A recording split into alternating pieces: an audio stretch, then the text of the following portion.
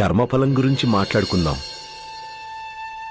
దేవా, నీ కర్మలకి మొదటి ఫలం ఏమిటంటే నీకు ఒక మంచి కుటుంబం దొరికింది. అలాగే ఇది కూడా నీ కర్మల ఫలితమే.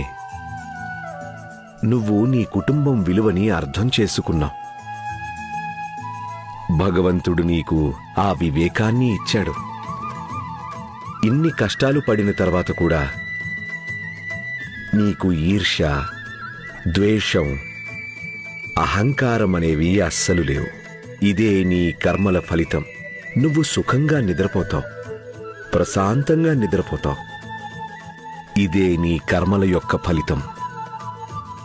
నిన్ను గౌరవించే వాళ్ళందరూ మనస్ఫూర్తిగా గౌరవిస్తారు, భయంతో కాదు. ఇదే నీ కర్మ ఫలం.